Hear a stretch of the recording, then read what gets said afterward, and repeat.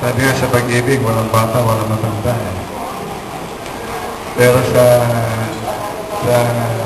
paghahanap buhay at sa haba ng panahon na pupuntahan nyo, siyempre mas mahaba ang buhay ninyo dahil bata pa kayo. At marami pang challenges na darating. At sa inyong relationship, don't forget na ikinasal kayo ni Reverend doon sa kanyang bendition na in the name of the Father, the Son, and the Holy Spirit. So this is a Holy Trinity marriage under that doctrine. The Father, the Son, Jesus Christ, and the connecting power within them is the Holy Spirit. So may you live as husband and wife till death, both of you God's wife. At nagaan niya yung mga bata. Don't forget us to celebrate at least mga sa 5th year anniversary. Hindi mo na abutin yung 25 years anniversary. Abutin ko kaya natin, yung 25 years anniversary nila. Hopefully, abutin namin yung 25 years anniversary ninyo. Pero kung nasa 5 years na intindihin nyo kami, we will be grateful for 10 years. And there are always two sides in anniversary. So today is March 24, 2010. 5 years from now, and that's anniversary. Para rin EDSA Revolution anniversary. There is someone who celebrates the anniversary, and there are other group who celebrates the anniversary. Celebrate the anniversary. Thank you very much, and welcome to the club of marriage couple.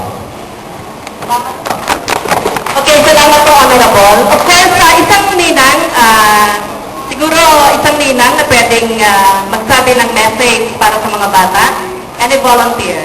Ma'am, kayo po. Kayo po, sino sa inyo? Virgin. Magdadali lang po yan.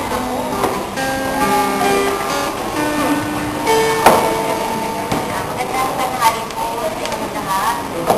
Para kay Kathy at Jenny, sana itong kasal na to ay magsilbing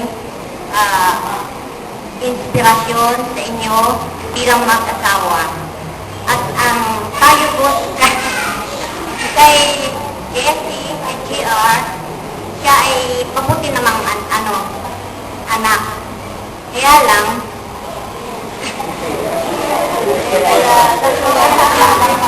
sana magkaroon ng bayan ng pagbabago sa ikakabuti ninyong mag-asawa.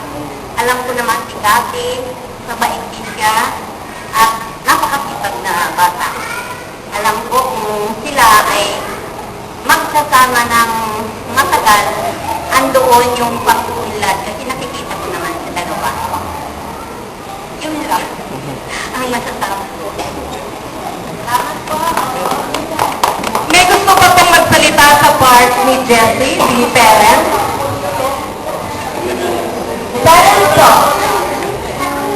Nanay. Doon ako oras para pag-asitan niyo po. Nanay po. Ay, hindi kayo. That is the Tears of Joy. Tears of Joy yan, di ba?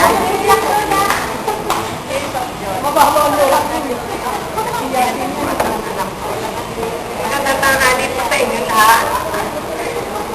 Ang masasabi ko lang po sa dalawa, maligaya po ako kahit wala yung anak ko, asawa ko, makarapat po ng kahit po paano. Yun lang po ang sasabi. Maligaya si nanay. Oo, kasi umiyak siya. O, diba? Kasi, okay, yung ni Kathy, opo, parents, magbabat.